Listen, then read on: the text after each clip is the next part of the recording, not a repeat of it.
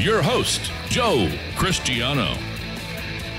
It's only 6 o'clock in the morning. I realize that this is a live broadcast. This is Sunday morning. It is, in fact, a live broadcast. So we will be asking people to call in 855-866-1170. We will take your calls. We will not explain why we're live on Sunday. It's usually a rebroadcast. Yeah. But we are live. Things got a little, as you know, discombobulated. Yeah, I like that word. Yeah. I can't spell it, but I like the word. But this morning, since it's 6 o'clock in the morning, to wake everyone up, I have a test for everyone. Oh, okay? Great. All right, put your pencils down. No cheating. No cheating. All right?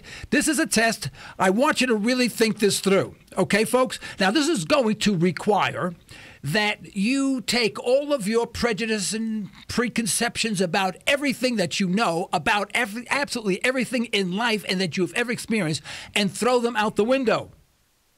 Okay? I mean, I just want you to free your mind. Free your mind. Just say, all right, I'm going to do this without bias. Okay? Now, here's a scenario. A foreign country, you pick it, I don't care which one it is. A foreign country starts arming people and sending people to Mexico with the intent of overturning the Mexican government to their form of government, which is not very palatable to anybody, okay?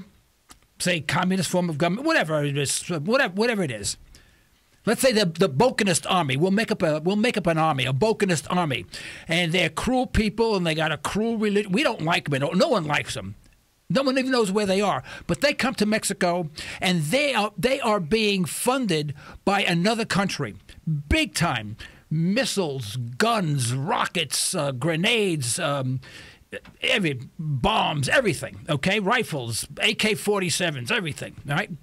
And they infiltrate Mexico, and they're starting to take over Mexico slowly but surely by going to the towns and, waging war against the people. Now, the Mexican government, of course, knows this, and the Mexican government all of a sudden starts to react and starts fighting them. And it's a really tough fight. And it looks like there's a possibility that these insurgents, or whatever you want to call them, these outside intruders, may win and may take over the Mexican government. And this would really be held for the people of Mexico, for the whole country of Mexico, but also has dire consequences for us. Now, here's my question. All right, that's all. And don't even pick a country that you know, because you'll prejudice yourself. All right. If the U.S. got involved, how would you feel about that? I tell you, it's not an easy question, but it's not really a tough question. What if the United States starts sending Mexico comparable arms so they can protect the country? Well, I mean, it is Mexico. It's right. Yeah, it's on the border, right? Next door. That's right. It's next door. I mean, I don't think you'd find too many people being 100% against that. There's some people that would say, well, Mexico should fight its own fights and whatever. But we are an ally of Mexico, and we would probably send them some tanks and rockets or whatever they needed to protect the people there. And no problem. Now, we don't have to send troops. We may send advisors on how to use the rockets and whatever, and that would sort of be appropriate. Now, if the Mexican government start losing this fight because more and more soldiers are coming from overseas and they're really building up a tremendous army there, well, we may help the Mexican army by sending our troops. It's our border. It sort of makes sense, although I wouldn't want to see that happen. That makes sense. Now, if anyone disagrees, please call me 855-866-1170 anytime during this broadcast, even if we've stopped talking about it. 855-866-1170. All right? Now, what if then the outside power start bringing some heavy-duty weapons, heavy-duty rockets that can be launched from Mexico to the United States? Oh, then we're getting involved. Yeah, then we're getting involved, right? Yeah. You just heard my research assistant here say that. Ratchet it up. Hey, right, yeah. Okay. I paid him for something. What do you know? He said something. He's alive. He's alive. Hey, I get up at 5 o'clock in the morning to be here. and I appreciate that. All right? Next time I hire a female, at least when I look, it's 5 o'clock in the morning, it looks good, What can I tell you? Anyway, now, I say this because I'm really setting you up. You know that. You know I'm setting you up. You say, this guy, I don't trust this guy. This guy is asking me a question. He's making me think a certain way. Now, I want you to get all the prejudice out. All right, now, we have a situation overseas in Syria. Now, I'll bet if I asked 10 people on the street to pick Syria on the map, I will bet money not one out of 10 can do it. Not 1 out of 10, none out of 10 could do it. It borders Israel. Right. I wonder if they know whether or not what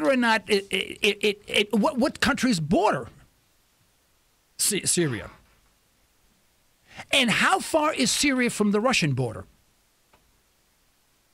I would get a blank stare, because geographically we are a very ignorant nation. I mean, you've seen these things on the street where Jay Leno goes out on the street and says, where is San Francisco? And people say, oh, yeah, that's in Singapore. I mean, we know nothing. All right. Well, let me give you a little hint. All right. Syria has one of its borders on the Mediterranean. All right. It's a major port. Syria has a major port. And guess who uses that port? The Russian Navy. You see, Syria is to Russia as Mexico is to the United States and vice versa. You get my point? Without Syria, Russia has no access to the Mediterranean.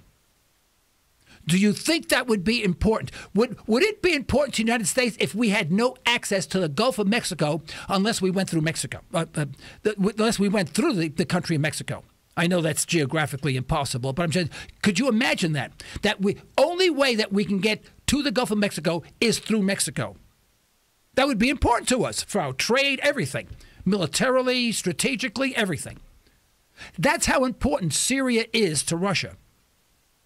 They're an ally. Now, Syria does not lie directly on the Russian border. In between Russia, and if you wanted to take a walk, it's a very short distance, by the way, I can bicycle this, easily bicycle this. I can bike from Syria to the Russian border. Very, very easily. Probably do it in a day or two. Taking my time. All I have to do is go through southeast Turkey.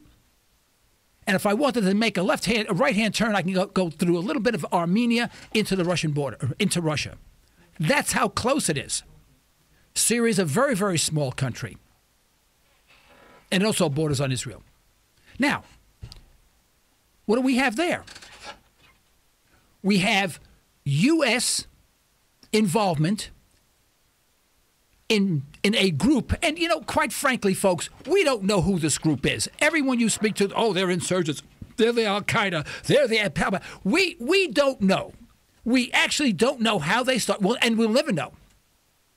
Maybe we'll know if we go there, study the history of that country, and speak to the people who are on the ground and say, who are these people? How did they start? And why? And you'd get the real answer. But if you get it through the news broadcast, you're going to get all this filtered garbage.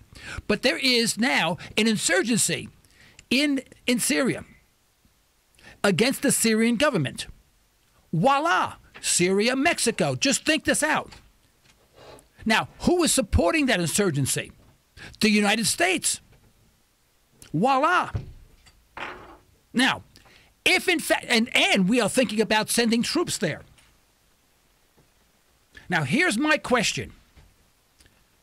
When the situation in Mexico, if I asked, do you support our troops?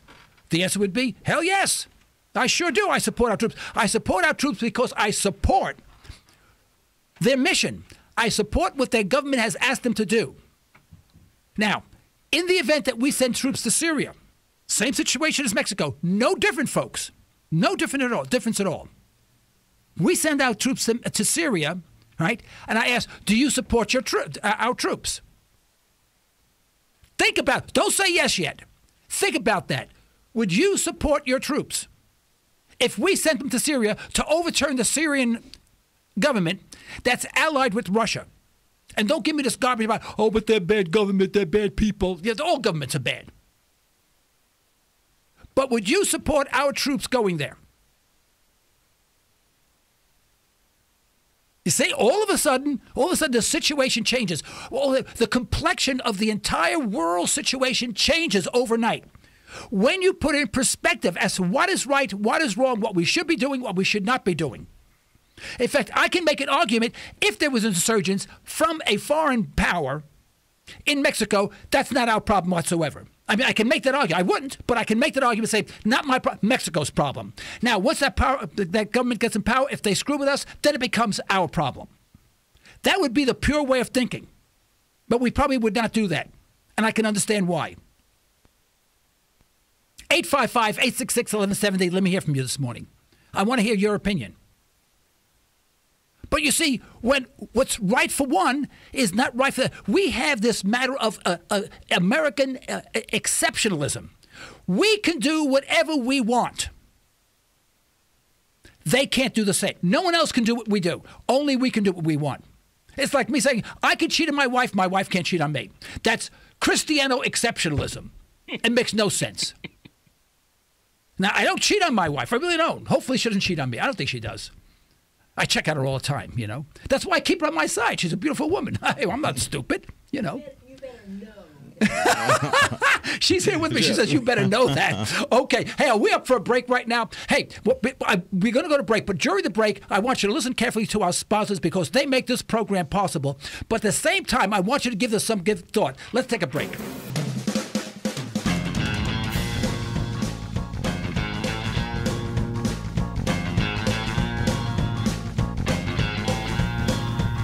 Remember, you can always send an email to Joe Cristiano, comments at libertytalkradio.com, and go to the Liberty Talk Radio website, libertytalkradio.com.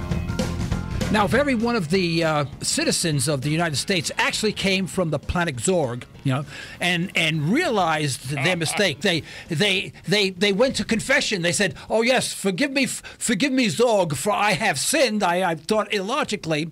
What the thinking of the populace would be? Well, wait a minute. We should help our neighbor, and especially if it's an unprovoked attack. But at the same time, we should not be going over to Syria and doing what we would detest other people do here in Mexico. But when you think that way, what, in fact, are you saying? In the event we send troops over to Syria, now, folks, please do, if you're driving a truck, hold on to your steering wheel, okay? Hold on to your steering wheel. Because this is going to sound so controversial, I'm almost afraid to say it. I really am. I mean that sincerely. But if we sent our troops to Syria under the same conditions, and of course we would be brainwashed as to why we have to be there, all the garbage, logically, we should be rooting for the Russians. Doesn't that sounds horrible? You've got to be out of your mind. By righteousness, by the natural law, by whatever is good and fair in this country, whatever gives meaning to being a human on this planet would lead you to that conclusion. Because you could say, we're going over there because and we repeat all of the indoctrination to justify our convoluted thinking, to justify us being over there and vilifying the Russians. In that case, now, there may be other circumstances, and I'm discarding those for the sake of this conversation. Because remember, this is, in fact, the University of Logic, better known as Cristiano's Conservatory, correcting convoluted conversation. And I want to do that this morning. I am so damn sick of listening how everybody's wrong, we're always right. Look, even myself, I admit, I made a mistake once. It was in 1954. It was a small mistake. I corrected it immediately. Now, I don't think I've erred since then. I don't think so. Although my wife sort of reminds me about 10 times a day all the stupid things I do. But that's another story. But why can't we be honest with ourselves? What is the matter with the American people where we cannot stand up and say, this is who I am? I'm not an American government espouser. I'm a free person. And every person on this earth is equal to me, and I am equal to them. Well, we say that in our religions. Do religions say, "Oh, bless these people"? But the people over here, 20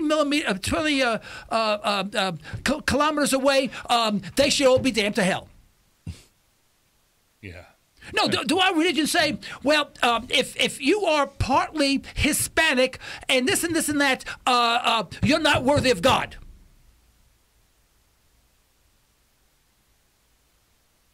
And the people that I condemn the most in this entire nation, the people I condemn the most are our religious organizations. Because the religious organizations tend to side with the ultra-conservatives, which mean nuke everybody in the name of Jesus Christ. And I'm sick and tired of it. And when are we going to stand up and say, Jesus Christ would not tolerate that? And whatever religion you are, I don't care what it is. I'm picking on the Christian religion because it is the dominant religion here in the United States. I want to see all of the preachers this Sunday not in their catacombs. I want to see them on the street. I want to hear them condemn anything that's a sin against humanity. And these are all sins against humanity. Oh, but Joe, it's the Al-Qaeda. And when we say that, quite frankly, we haven't the foggiest idea, not the foggiest idea what that means. I want to stop 100 people, not 10, 100 people on the street at random. I'd love to do. Hey, how about we do this, Preston? Okay, my here we research go. guys Okay, here. How about next week, we are going to go in the streets of Tulsa, and with microphone, and can we take the camera? The whole crew. And I'm going to say, tell us who we are, and say, tell me, who's Al-Qaeda? And I will bet that we don't get, out of 100, we don't get 2 people who come even close. But we use that as an excuse to kill. 98 people would say terrorists. Yeah, They're terrorists what? Terrorist Yeah, they're terrorists, yeah. organization. Oh, I'm sorry. Did you want me to expound on that? Oh, yeah, right. Those new terrorists. Yeah. Oh. Very good point. Yeah, exactly. Tell me, if you know who Al-Qaeda, understand. And by the way, I Wikipedia'd, by the way, this was a couple of months ago, Al-Qaeda. It was, I think, 43 pages long in small print. Wow. And I never got to read it because it was too time consuming, and it was difficult to understand because they talked about all of the fractions within it and the religious stuff I've never heard of before. I had no reference point. I literally could not read it because there was no reference point. But you know, we say this is the Al Qaeda, and we got to nuke them in the name of God. You know, we are so stupid; it's unbelievable. And then we go to church, and guess what? What we hear at church from our conservative members, our conservative ministers, nuke them. I have no respect for religion here in America. None. I'll have respect when I hear and I see religions stand up for human rights, no matter where you are. Instead of saying, God bless our troops, let's pray for our troops that we blow their heads off because their heads aren't worth crap. I hope Johnny comes home perfectly safe, perfectly sane. And he gets a medal that shows that he killed 25 other people that are different than us.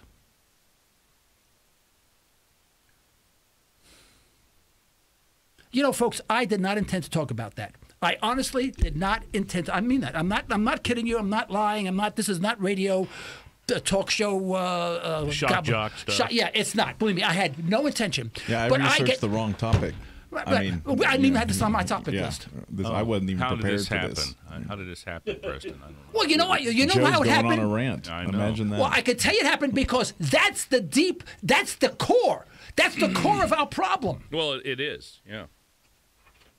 I mean, how can we say, oh, I'm a good person now. I know I have a nice gun in my hand. Give me your money. I mean, you know, and praise the Lord.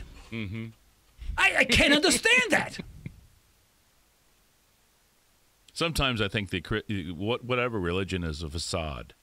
Yeah, you really you can make a case that all religions are deleterious to society. That's right. You know, my wife, very, very, I tell you, sweetest gal in the world. I tell you, she puts up with me. She's got to be, a saint. She's a saint. Yeah, Yes. she's archangel. But we call the archangel Aaron, I'm telling you, I would put up with me, not for 2 minutes. And you have to be like something heavenly to do this stuff, And she said, and she's a religious gal. And she said, I've come to realize that religion does one thing very effectively all the time. And I said, what's that? She said, it separates people. And what do we see going on right now? We see the conservative Republicans, the religious right, actually segregating the world. Separating the world. And then we want to know, they hate us because they don't like our freedom. How stupid could we be? How incredibly stupid could we be? No one in any other country would say that. They would vomit. They'd say, it's such a lie, I couldn't stand myself. I threw up. But we say that because they hate our freedom. USA, let's play some basketball. My God, is this nation nuts or what? No, this nation, I'm nuts. I got to get the hell out of here. I don't know where to go.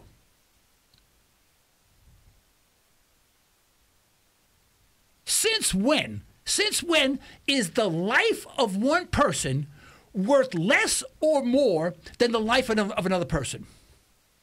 And I include our elected officials who put their life above everyone.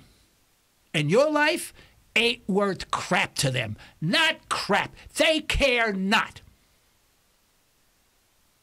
You know what they did? I heard the other day, this kid got in trouble for pointing a pencil. Folks, pointing a pencil and going bang, bang, bang, bang, bang. That's what boys do. They play cowboys and Indians. You bunch of idiots. And then... we have to, the kid has to go to counseling, and we have to put electrodes in his brain. He's screwed up, and everything. We go nuts, and it's national news. Freaking national freaking news.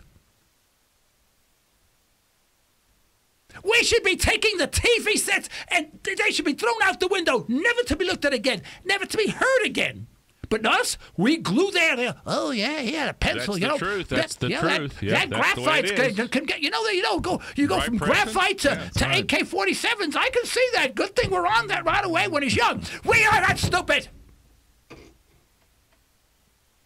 And yet, this is what grabs me. Not the graphite and the pencil. Not the stupid. Can you imagine how stupid the teacher is? And most teachers, not all, but most, are really stupid. That's why they're teachers. They can't do anything else. They're consultants. They couldn't leave school. They say, well, I leave school. No one will hire me. I'm too stupid. I'll stay in school. I'll just change my seat from the back of the class to the front of the class.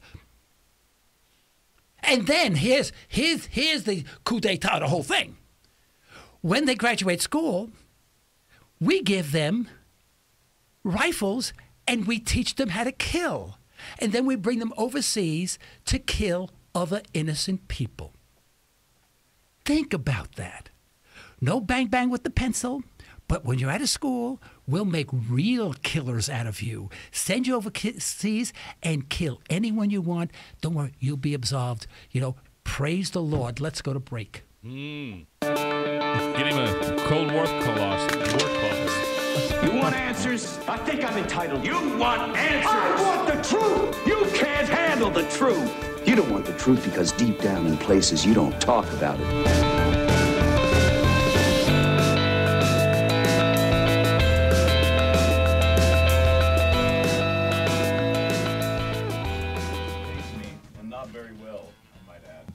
And I was supposed to research zoning laws, and then he went on a rant about Syria and other things. So I just want everyone to know that he does pay me, but not very well, to do the wrong thing on Sunday morning. President, it is kind of a zoning issue. You got Syria there, and the zone's over here for Well, I guess that's right. Just zoning in a more global, yes, kind of a global aspect of zoning. Yeah, I get no cooperation here from these clowns whatsoever, and I tell you, if anything, I get unsupport. Let's take a caller. Mark from Tulsa, thank you for calling Liberty Talk Radio on 1170 KFLQ on this early Sunday morning. What's on your mind? Well, for one thing, sire, I'm glad to hear you're back on Sunday morning. Well, I'm not back permanently. It's a long story. We were supposed to do it last night. There was a scheduling change. It was bedlam. It was just bedlam. Yeah, okay. and then they called last minute and said, "Could you do a live show on Sunday morning?" We all got up early and came here. So here we are, Mark. But we will be back live next week, I believe. We'll live next week on Saturday night. We'll be next back Saturday live, night. Right. Oh, man. Oh, well. Okay, well, I mean, we'll have a rebroadcast, but I'm sorry about that. I wish I could do both, but I wiped myself out. It takes me a week to get over it. We don't have enough washcloths to cool him down, Mark. What's on your mind, Mark? You're talking about the religious groups and what have you like that. Throughout history, the religious groups have sat back and tried to just live by the rules of the Lord always wind up becoming martyrs because they get beheaded by the bad guys. You know, it's true. I mean, it's a sad commentary when you study religion. You not only study, those people who have made phenomenal contributions, to society, but the majority are people killing other people simply because they don't believe precisely what the other person believes, and neither could define exactly what they mean by that. How about the Inquisition? Yeah. Unbelievable. How about just believing what they believe? Yeah, I mean, because I speak to people who are very overtly religious, and I'll ask them questions. They cannot explain what they believe in. And they just get angry. So you can imagine not truly understanding, in my opinion, many times, they truly don't understand why they are disagreeing with the other person, but the other person is the bad guy. I can see that, too. But like I say, if you just sit back and try to live the righteous life, I'll guarantee you somebody's going to slip up behind you and you become a martyr. Yeah, that's very true. Okay, hey, Mark, you have one of my T-shirts? Yeah, but I could use another one. You can. There you go. Okay, I'll wardrobe your entire family, Yeah, I get a dress for your wife, shoes for your kids. Yeah, if you want another one, that's fine with me. Send me an email to comments@libertytalkradio.com with the T-shirt size and a mailing address, and I'll get one in the mail to you. Fair enough? Fair enough. All right, thank you, Mark. Since we are clinically insane in this country, we are clinically insane. There's no sanity whatsoever. I get to the point where I'm going to become a hermit because I can't stand listening to people speak. I'm on a new crusade. Here's a new crusade, folks. All right, here it is. Here it is. Ready? From the normal one. Yeah. All right. Hold on to the steering column, steering wheel. Hold on to your seats. All right. Swallow. I don't want you to choke. Here is a new crusade. I am going to petition Congress to ban automobiles. All automobiles. Oh, my gosh. Yeah. Wow. I have logic behind me. Okay. No, I mean, you guys are all wrong, and as usual, I am 100% right. Mercy. Yeah, I want you to know that up front, okay? I'm going to ban all automobiles. How are we getting on? Right? Yeah. And the reason for that. Now, you can get an automobile, but you have to sign this document with the government attesting to all the stuff. You have to go for a psychological evaluation, very, very and at your cost. It'll cost you several $100s. You have to go for a physical, and then you have to be questioned by bureaucrats to see if you are fit to be driving a car. Because, the reason for that is cars kill. There are thousands. How many people got killed last year in car accidents? Hundreds of thousands, wasn't Preston? it? Hundreds of thousands of people. Yes. Is that in your zoning research? The cars, right. that zoning is next, folks. Hold on. It's come on at 8 o'clock. But Jesus, zoning, okay. Cars. Shut up. Yeah. I got a bunch of clowns here. Zoning. Cars kill. Zoning kills too, by the way. I'll explain that later. But cars kill. All right. So it's very simple. Cars kill. Right. And in fact, the only cars that will be permitted to be manufactured that do not require a special psychological government license are one-seater cars. They make them in China, by the way, a one-seater car. Now you say, now why would we allow one-seater cars? You see, if there was only one-seater cars, then we could open the door and say, "Hey, girlie, would you like to take a ride? Could I give you a lift?" Kidnap the girl and put her in our basement. So we should go through all extents possible, any extent possible, to even if we save one child.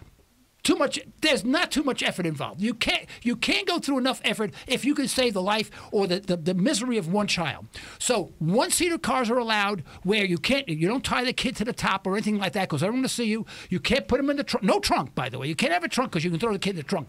All right, one-seater cars, so that all the kids, when they're asked to get to the car, the kid will say, "I'd like to take the ride, but I can't because you don't have enough room in your car." Okay, if the kids awake, they'll do that.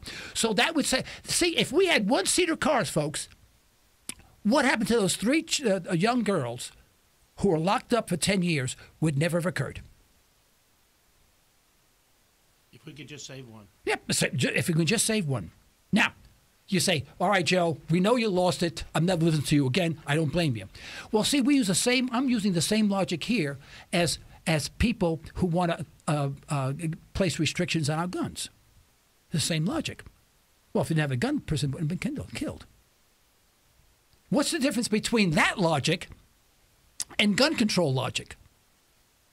Really no difference. There is none. There is none. You could limit the amount of cars. Yeah, limit the amount of cars and the amount of gas, too. Yes, absolutely. Oh, so much gas, and that would bring it down enough that a few people would. And then, not only that, everyone would be walking, and there'd be so many people walking. If you abducted a kid, there were 100 people watching you. You ever notice in the streets today of America, you don't see anybody walking?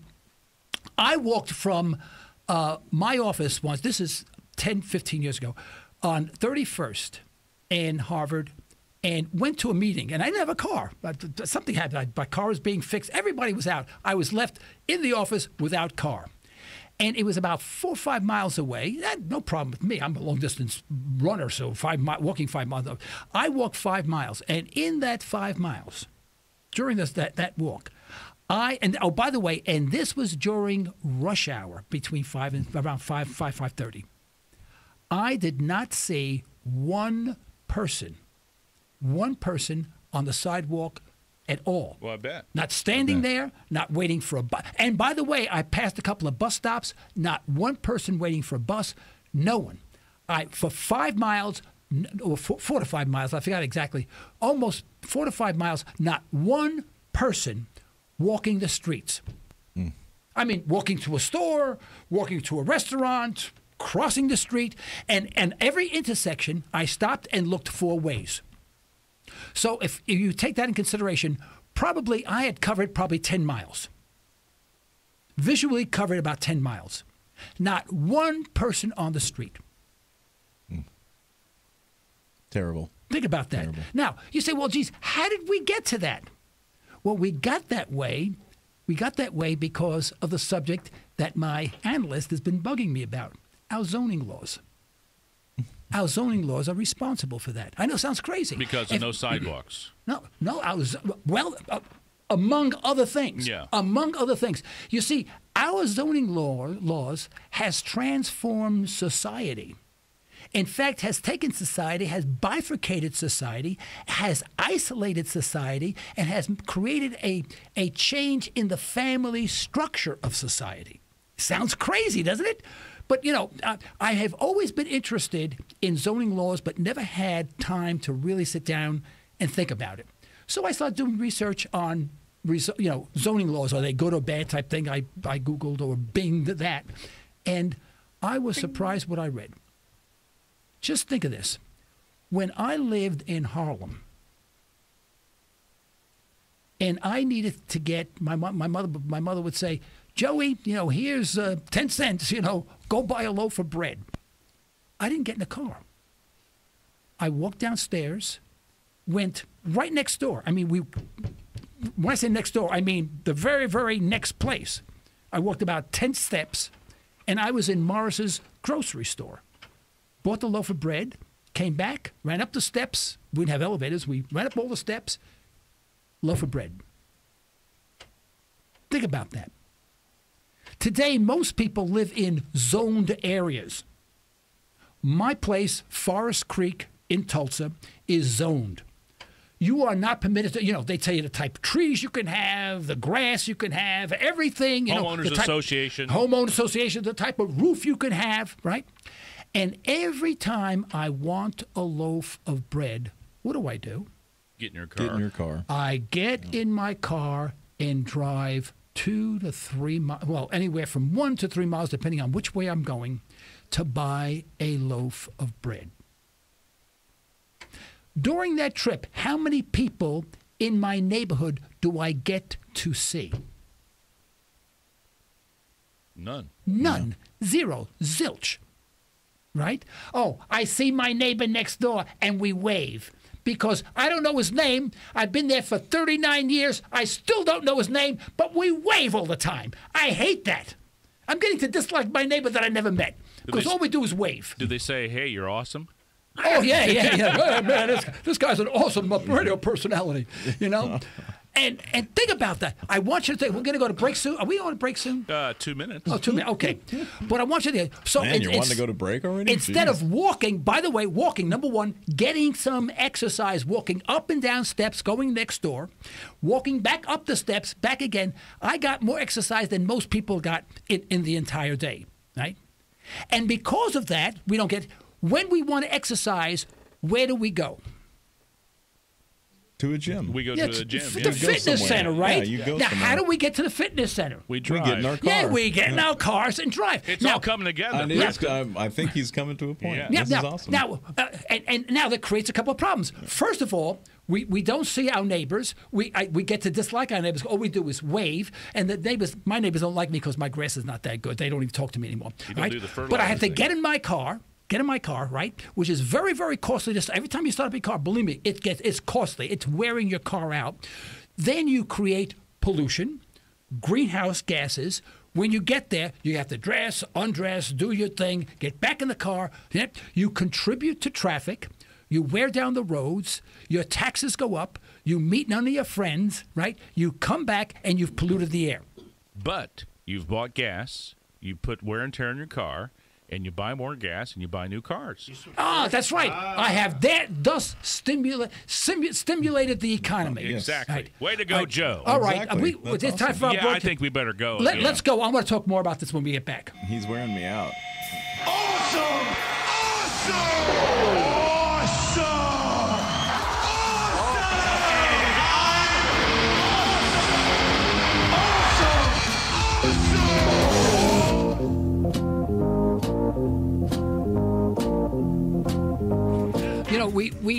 Everyone that exists on this planet is really looking for some sort of satisfaction. They want to have a good life. The books have been written about, the satisfying life, the good life, happiness, and things like that. There's one thing I read, and it's going to tie back in again to what I'm talking about zoning. Believe it or not. We have this person subscribes to the formula of autonomy, meaningful relationship with others, and the development and exercise of competence. And autonomy means the state of being self-governing, of you having control over what you do. Not someone else controlling you, and we can get into that subject. We can talk for months on that one. But it's the state or the quality of being self-governing. That's autonomy. Very few people have that today. I hope I'm working towards that. And if you're working towards that, that's good enough, by the way. The second objective is have meaningful contact with others. Meaningful contact. We have contact with others. Like when I leave my house and my neighbor waves, hey, Joe, why don't you water your lawn? Drop dead, you bum, all that stuff, That's not meaningful contact. I have no meaningful contact with anyone in my subdivision. I've been there 39 friggin' years. 39 years. I have no meaningful contact with anyone. Thank your zoning laws, by the way. And the third is the development and exercise of competence. The development and exercise of competence. Doing something that you're good at. and constantly working at it to get better. And it could be anything. You can be a woodworking person, anything that you do. You can be someone who likes to bake, you're good on your job, you want to be better. It's an exercise of competence.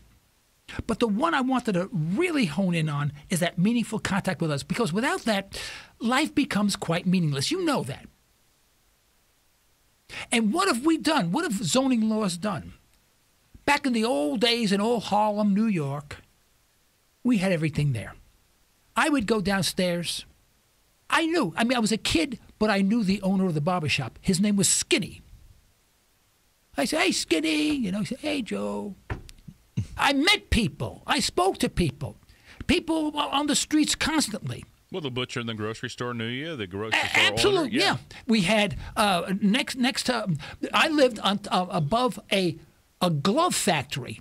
Ladies' gloves. We don't make ladies' gloves anymore. You know, the cotton gloves. Women used to go out. To be really dressed, you'd have gloves. White gloves. There was a glove. Hired 200 people sewing gloves here, constantly all day long, from 8 to 5. And by the way, I understand those women made a fortune. They were on piecework. They were so fast. They were rich. I'm telling you, they did very well. Anyway, so there's 200 people there. Next door to that, there was the barbershop. That was Skinny's, Skinny's, Next door to Skinny's, there was the a little candy store. We used to go in and out all day long. We didn't buy a lot of stuff. Like today, you go to Walmart, you buy the super jumbo pack, 5,000 pieces. No, we'd go in, I'm not kidding, and buy one piece of bubble gum. Yeah, in my neighborhood in Indiana, it was Miss Beatty's. Yeah, okay, Miss yeah. Beatty's, yeah. I don't remember the guy's name, but I disliked this candy store guy immensely. I just hated this guy. Hated going there. It was dark and dingy. It was the old candy store. And I used to go in there and give him 1 penny and get my bubble gum and run out, But then there was the bakery, and there was, next to the candy store, there was a tire store. They sold tires, and they what do they call it? Retread it? Retread, yeah. They retreaded Yeah, tires. The old good. tires, they made out of nylon and stuff like rayon.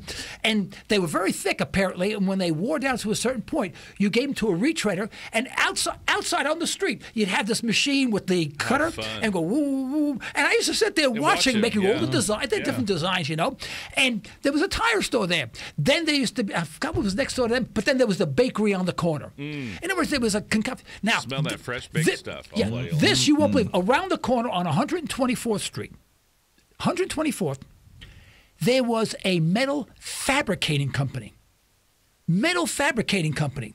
I know it sounds incredible. It was, and on 124th on the south side, there were mostly brownstones, beautiful brownstones, all right? And on the other side, they were mostly like 5 and 6 story, beautiful architecture. But they were kind of in disrepair, but phenomenal architecture.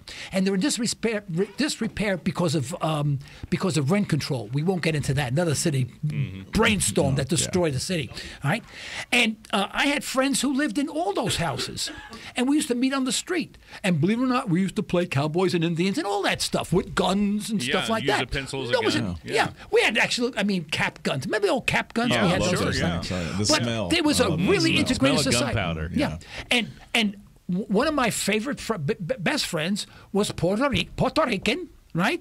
But there was all of them. One guy was Irish, one guy was Italian. But we didn't have this sense of, you're Puerto Rican, you're black, you're this, you're that. It was an integrated neighborhood, right? But that's because everything that we needed in life, we walked downstairs, was there.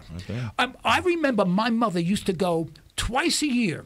She used to go downtown New York in Manhattan. I mean, that was the, Fifth Avenue. A big trip. Yeah, twice a year, and she would go to Bloomingdale's. My father used to say, he goes, "You got the boyfriend that does Bloomingdale's. Why do you always go to Bloomingdale's?" he could always jokingly accuse my mother of having a boyfriend at Bloomingdale's. Get Uncle Louie involved. Yeah. But I mean, there's and I tell you, some of the people that went to the barbershop, though, you knew were they belonged to that big organization with an M. It wasn't Monsanto, big organization, And I never forget when I was a kid, one guy got a haircut and he gave Skinny, I couldn't be more than 5 or 6 years old, gave Skinny, now this is 1952 or something like that, 1950, gave Skinny a $20 tip. Ooh. Wow, that's like $1 million. Yeah. Oh, I mean, it's like $1,000, you know. Yeah. And another skinny says, no, I can't do it. He says, hey.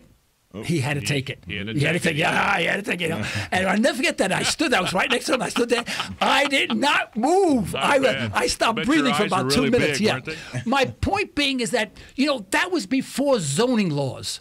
Now, was that a terrible neighborhood? No, I loved that neighborhood. Now, was the neighborhood pretty? Well, no, it wasn't pretty like my neighborhood, but my neighborhood is pretty. It sucks. Did you they have a all homeowners suck. association there, making sure everybody had the same Oh, pot? yeah, absolutely. They all suck. My neighborhood sucks. No one knows each other. We have a homeowners association, and they just say, we want to plant azaleas this year on the outside. Big freaking deal. And your neighborhood garage sale too. That's right, neighborhood garage sale, right? Yeah. Where everyone's getting rid of their junk from China, that we didn't make, that we spent that we still owe on the credit card. All that crap. I don't like suburbia. I would rather either live in bull moose country where I'm alone and I have to fend for myself, or I'd rather live in a red brick district. I'll be honest with you. In between the suburbia is halfway house. I hate it. But the thing is, what we've done with these zoning laws is that we made it so that we rely on cars. And because we rely on cars, maybe now we need 2 incomes, so we have no one in the house during the day, no one raising our kids. Latchkey kids, yeah. I want to talk more about this next time. We're running out of time. About 2 minutes. About 2 minutes. Yeah. There is a very, very strong case, and I think a legitimate case, that the zoning laws have destroyed American society. And I've read several articles about this.